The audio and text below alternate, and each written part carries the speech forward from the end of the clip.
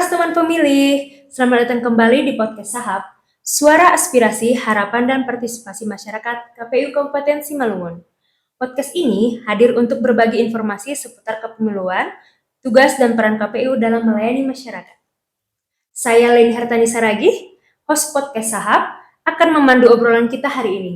Edisi keempat Sahab ini, kita akan mengenal lebih jauh anggota KPU Kabupaten Simalungun, Divisi Sosialisasi, Pendidikan Pemilih, Partisipasi Masyarakat dan Sumber Daya Manusia. Bersama kita sudah hadir sosok yang bertanggung jawab penuh dalam urusan sosialisasi dan partisipasi masyarakat, yaitu Ibu Eka Srinova Hasibuan, anggota KPU Kabupaten Simalungun, Divisi Sosialisasi, Pendidikan Pemilih, Partisipasi Masyarakat dan Sumber Daya Manusia. Selamat datang Ibu. Selamat datang, Kak Leni. Ibu Eka, terima kasih sudah hadir di podcast Sahab. Sebelum kita bahas strategi, mungkin Ibu bisa menyapa pendengar Sahab dan sedikit menjelaskan apa saja sih tugas utama Divisi Sosdiklik Parmas dan SDM yang Ibu pimpin ini, tentunya agar pendengar lebih paham ruang lingkup kerja KPU. Terima kasih Kak Leni, senang sekali bisa berbagi podcast Sahab. Horas, buat teman pemilih divisi yang saya ampuh, memang punya peran sentral sesuai amanat pasal 33 ayat 2 huruf B, yaitu Peraturan KPU nomor 8 tahun 2019. Kami bertugas mengkoordinasikan, menyelenggarakan, dan mengevaluasi segala hal terkait sosialisasi kepemiluan, pendidikan pemilih, partisipasi masyarakat, dan juga rekrutmen serta pembinaan SDM badan ad hoc seperti PPK, PPS, hingga KPPS. Intinya, divisi ini adalah jembatan informasi Kak Leni antara KPU dan masyarakat, serta garda terdepan dalam menjaga kualitas penyelenggara pemilu.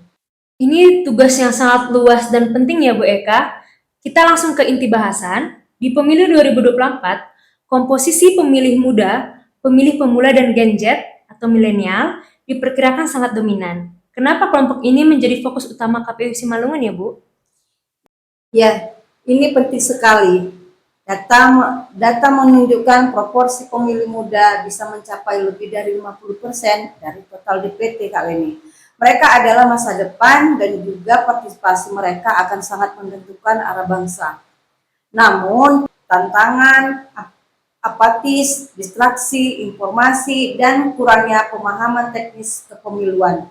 Tugas kami adalah mengubah tantangan ini menjadi potensi, menjadi pemilih pemula, bukan sekedar objek pemilu. Lalu, strategi konkret apa yang sudah atau akan dilakukan KPU Simalungun untuk menjangkau mereka? Mungkin bisa dibagi per area, misalnya di sekolah, kampus, atau media sosial ya Bu? Ya, kami memiliki beberapa program unggulan. Di antaranya ada KPU Goes to School, Goes to Campus. Ini adalah kegiatan tatap muka langsung di sekolah-sekolah, baik di SMA maupun di SMK. Dan juga kampus yang ada di Kabupaten Simalungun. Materinya tidak hanya teknis mencoblos kali ini, tetapi juga pentingnya suara mereka, bahaya hoax, dan bagaimana menjadi pemilih cerdas. Kami menggunakan bahasa dan format yang ringan. Yang kedua itu kali ini pemilih muda sadar pemilu. Melalui KPU Provinsi Sumatera Utara, kita membentuk duta-duta pemilih dari kalangan muda yang akan menjadi perpanjangan tangan KPU menyosialisasikan pemilu di komunitas lingkungannya sendiri. Yang ketiga yaitu optimalisasi media digital kali ini. Kami sadar pemilih muda sangat aktif di media sosial. Konten sosialisasi kami kini lebih visual, interaktif, dan to the point. Kami memanfaatkan Instagram, TikTok, dan YouTube, termasuk podcast saat ini Kak ini, untuk menyajikan informasi pemilu dengan gaya yang relevan. Jadi edukasi pemilu tidak harus selalu kaku ya Bu ya. Dalam melaksanakan strategi ini pasti ada tantangan. Apa ya tantangan terbesar yang dihadapi Sosdiklik dan bagaimana cara mengatasi? Iya Kak Leni, memang tantangan terbesar itu ada dua. Yang pertama itu adalah persebaran geografis. Simalungun itu luas, ada 37 kecamatan, 386 nagari, dan 27 kelurahan. Menjangkau keseluruhan kecamatan membutuhkan sumber daya dan waktu kali ini. Solusinya kami mengkoordinasi intensif dengan PPK ataupun PPS agar sosialisasi bisa merangkak hingga ke nagori dan kelurahan, serta memanfaatkan teknologi online untuk daerah yang sulit dijangkau secara rutin lain. Yang kedua itu adalah hoax dan disinformasi. Di era digital, informasi bohong menyebar sangat cepat.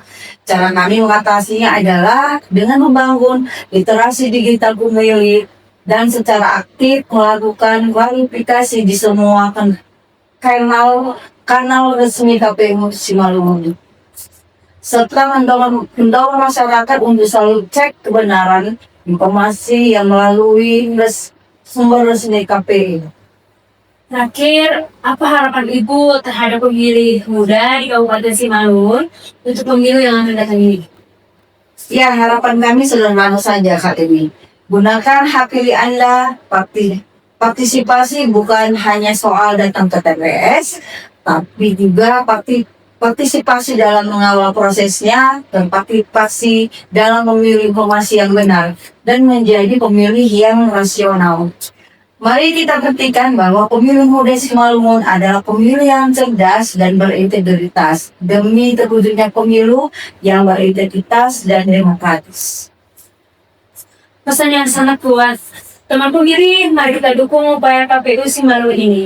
Ingat, satu suara Anda menentukan masa depan.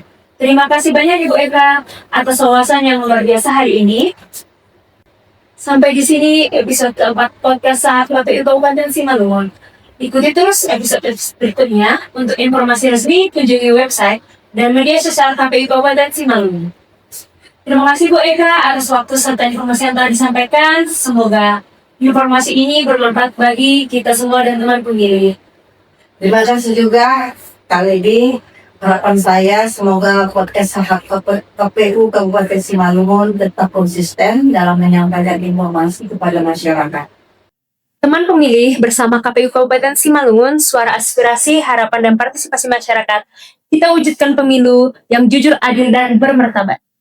Saya, Leni Hartani Saragi, pamit undur diri, sampai jumpa di episode berikutnya. Terima kasih, Diate Tupa, salam KPU melayani, Horas, Horas, Horas.